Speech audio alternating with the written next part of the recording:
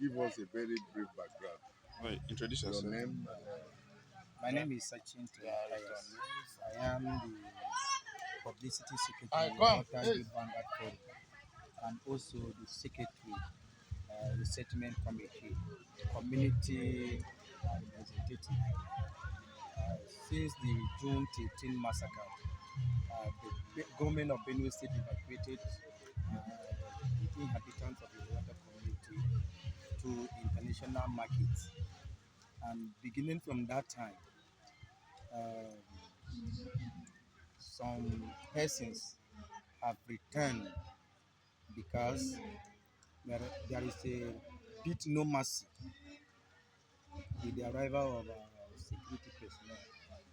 And these returnees, these are the people that houses are not destroyed, and some of them, their family ones are not affected. But those that were badly affected, because there are some families that were totally annihilated, because the complete family will be wiped away. So these families are still staying at the traditional market. Some of them that their homes have been destroyed completely. They are still at the international market. And that time of the June 13 massacre, many people that were massacred in the stores were people from outskirts of Yelewata, majority of them. These are the villages that are unaccessible. Now you cannot access them because constant and incessant attacks by the herdsmen. They have been displaced long ago and have been taking refuge Stop. in the stores. So these families, they are unable to return because they don't have homes. And then in Yelewata community now, some of these houses that were burnt behind the market where the major attack took place, they have been rebuilt. Some few of them have been rebuilt. Up to 18 houses have been rebuilt by Alex Babi, a US-based humanitarian who came to offer assistance to the community. And then these houses that have been rebuilt, the inhabitants are yet to occupy them, because these are the people that were badly affected, and because of the psychological trauma, they are yet to find comfort in their homes.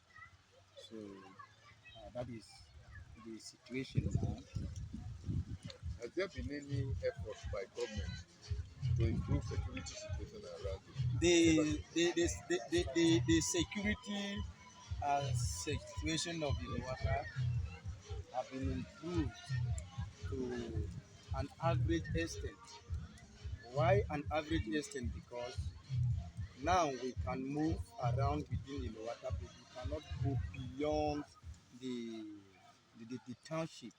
We cannot access our farms. We cannot access, our women cannot go to fetch firewood outside the outskirts of our water.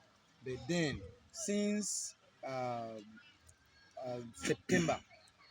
September, we have not recorded any casualties here, because since that time we have not experienced any form of attack, because there was a protest when they killed three men in the community. Lastly was in August, when these three men in the community were killed. So women protested for lack of security, and beginning from that time, security have been improved to an average extent where we have not experienced any attack in the heart of the city as we recorded in the previous months.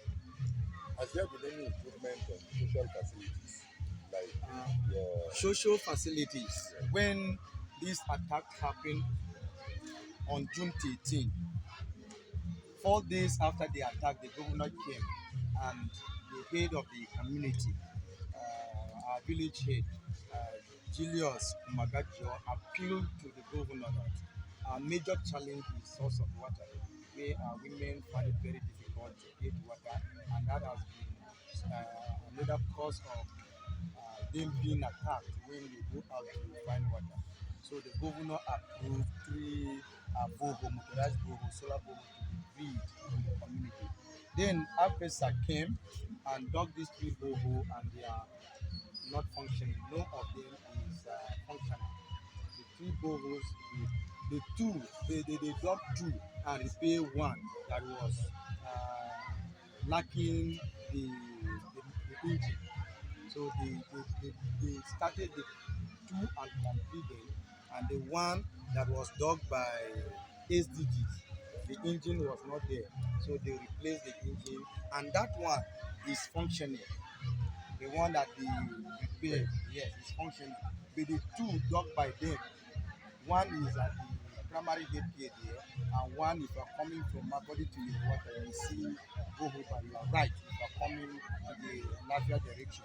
So that one too is not functioning. So after that one, uh, UNICEF tried to repair the one dug by Okeje when he was senator. They built a borehole that was not functioning. So they came and ascertained what is the nature of the problem of the borehole and changed it to hand pump borehole. And that hand pump borehole is still not functioning. So the problem of that one is the depth when the minimum meter to be dug supposed to be 80 to 100, and according to the engineer they drilled only 40 meters, which is not being functional. And then that of primary head gear and the one down to fidelity as is, that one we don't actually know what is the cause, because the drill the borehole when it was rainy season and water was coming out of it, and now it's not functioning. And then after that, the during the meeting with the commissioner of humanitarian affairs about the resettlement homes, they say that they are going to provide a water source so that those who have been resettled will get water, and the host community will also get enough water. And that one is still in progress. Three boreholes have been drilled. Two of them are at the completion level, and one they are yet to start bringing the materials for the borehole. So these are the basic activities provided by the individuals. What is your very urgent need? Very urgent need now. This issue of water is still very unclear, because this one even provided by the commissioner of humanitarian affairs for the resettlement home. The way we are assessing this one that is going to supply water to the site, what we are seeing, that borehole will not supply that water, because when they put that engine, when they install the engine, the level of water pumping out were very insufficient, very little. And according to the engineer, he told me that there is enough water beneath the ground, but then the engine is the one that is not able enough to pump the water. When I asked him what is the problem, he told me that he's going to discuss with the DG Water Resources before they will come out with the durable solution for that. I said, okay, now, from my own layman understanding, I question the solar panels, because he installed 6 panels and only 4 were connected. I asked him why is it that only 4 panels are connected to the engine while we have 6 panels. He said that if 6 panels are connected, the engine will be burnt. I said, is this engine very small? And look at the level of work that this engine is going to do, going to supply water to the site and also to the host community. Now there is an underground pipe that is connected to the borehole to supply water to that site. The distance that we dug the site, I mean the channel was 1,650 meters. That is 1 kilometer, 650 meters. So that distance is enough. So the engine that is going to facilitate the supply of the water should also be the big engine. But then he used technical language to talk to me in the language I will not understand. Then, conclusively, in a nutshell, he said that we discuss with the DG water resources and come out with the result. What will be the solution that the site will get the water and the host community will get the water.